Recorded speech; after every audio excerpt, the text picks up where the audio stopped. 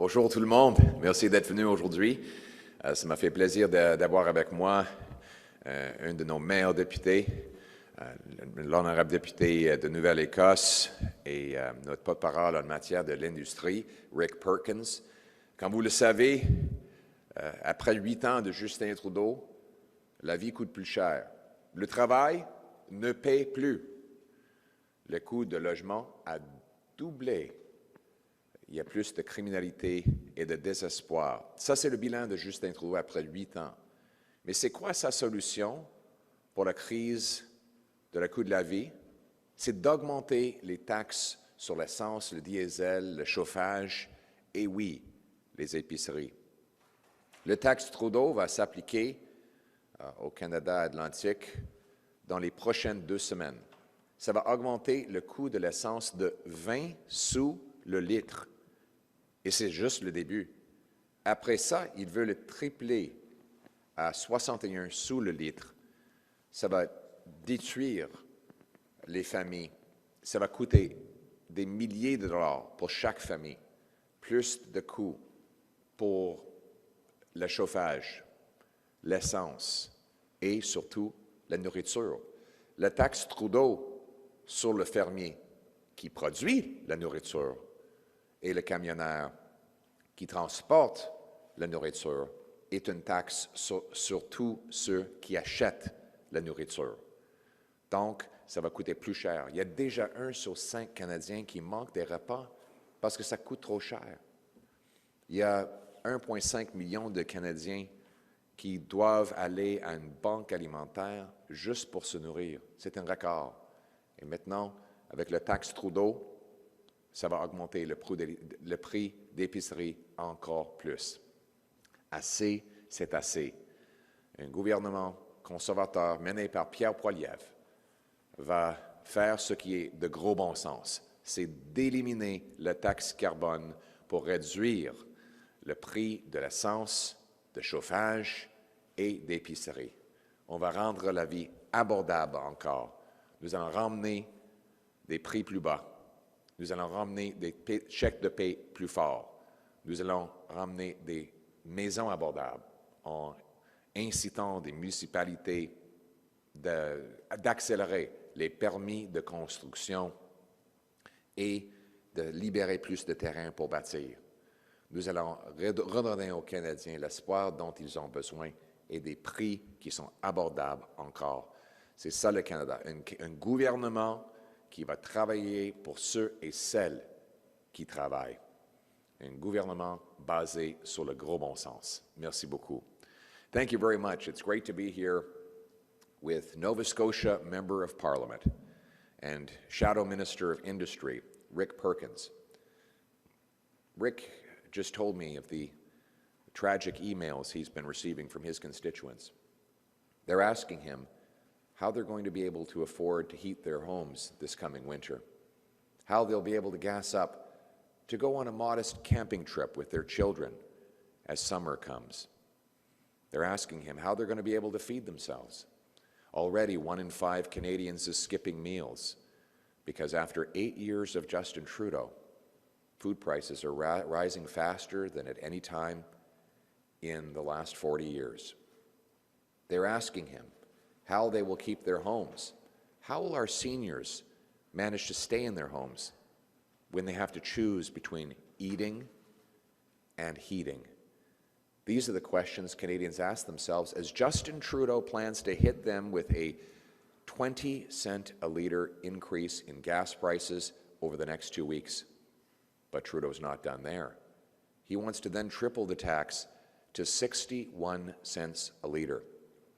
That'll make it impossible for many seniors to feed themselves.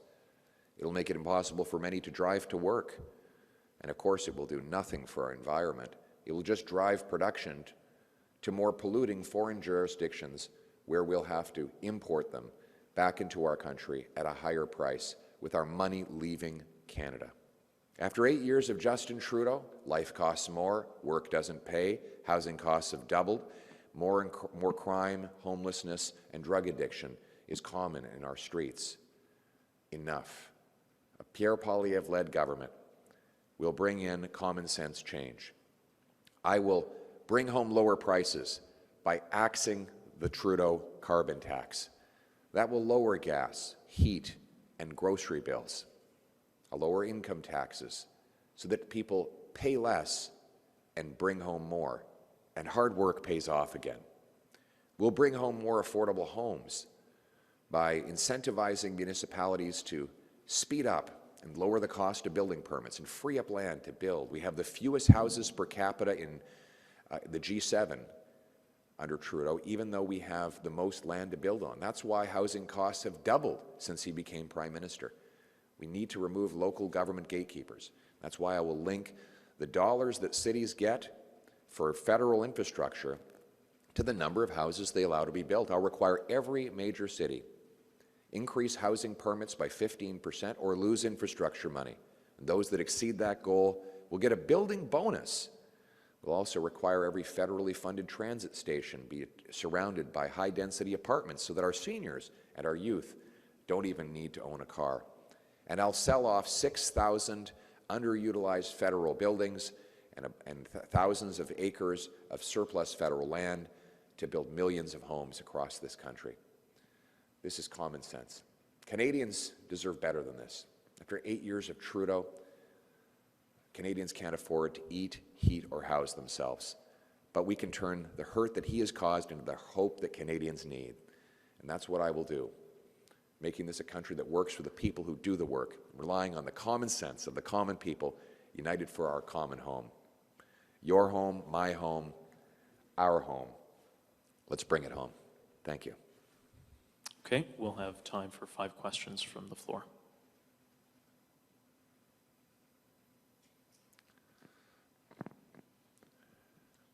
Thank you. If I could ask a colleague, one of my colleagues in Ottawa has passed this on. At a time when revenues are up for oil and gas companies, why is it okay for them to pass on to consumers their worst case estimate of what it costs to implement this regulation, the carbon tax? Shouldn't the companies be doing their part? Yes, but under Justin Trudeau, they're not. The parliamentary budget officer says that that Trudeau is going to allow the companies to pass all the costs on to consumers. And why hasn't Trudeau stopped them?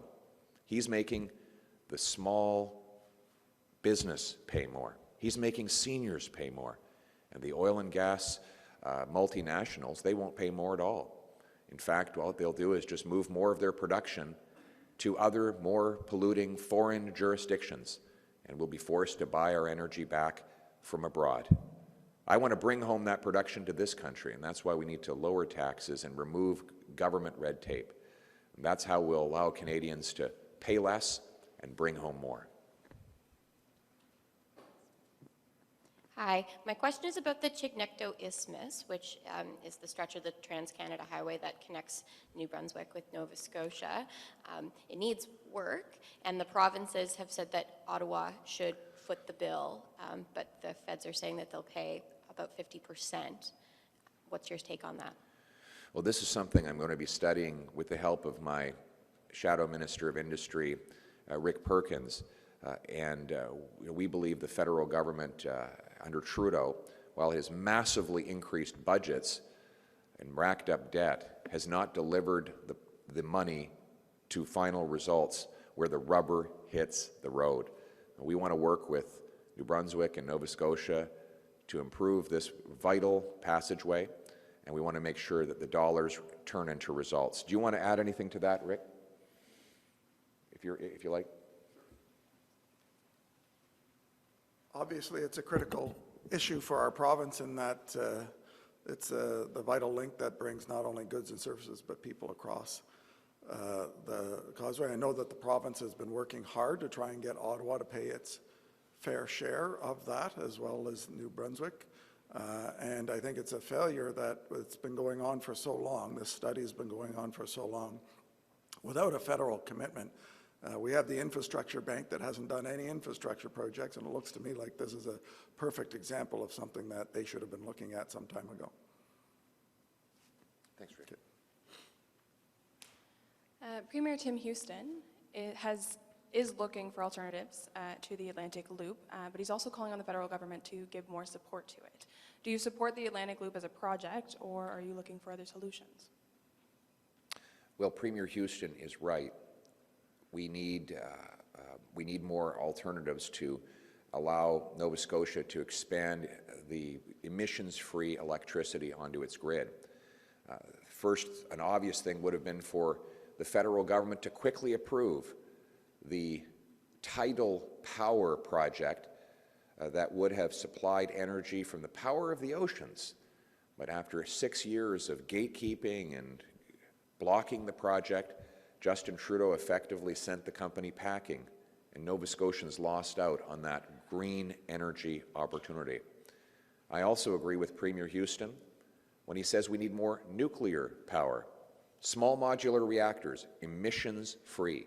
A Poilievre-led government will deliver strong regulations to protect public safety and the environment, but fast decision-making so that Nova Scotia, New Brunswick, Ontario, Saskatchewan, Alberta, can bring that energy, that nuclear energy, onto their grid and lower the overall emissions. Let's greenlight green projects to lower the cost of carbon-free energy rather than raising the costs of the traditional oil and gas that we still need. As for the Atlantic Loop, when I decide how to spend money as Prime Minister of this country, I will know the cost and the benefit of every expenditure.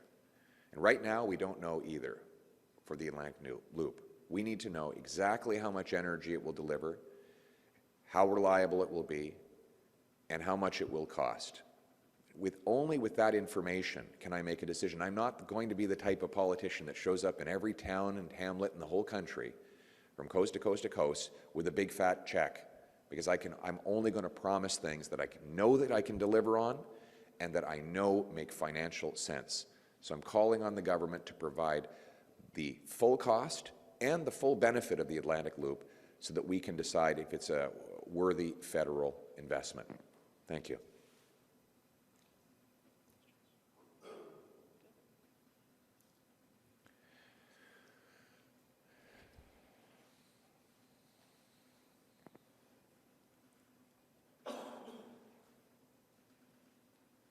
If I could ask, what's your reaction to last night's ouster of the AFN National Chief?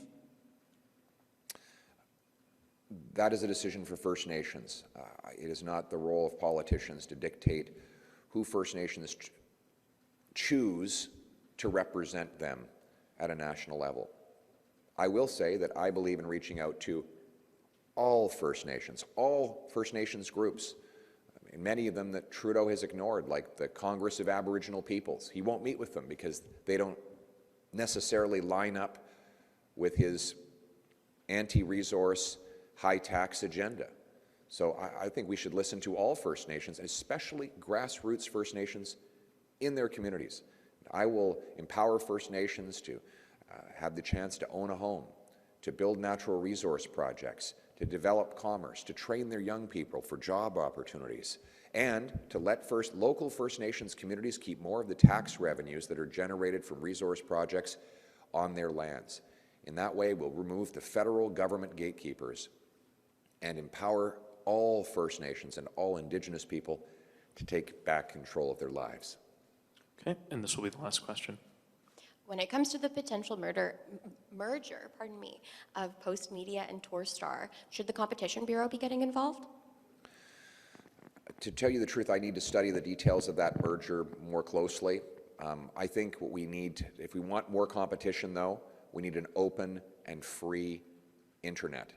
And Justin Trudeau has tried to shut down competition by passing censorship laws that give a powerful central bureaucracy the control over what Canadians see and say.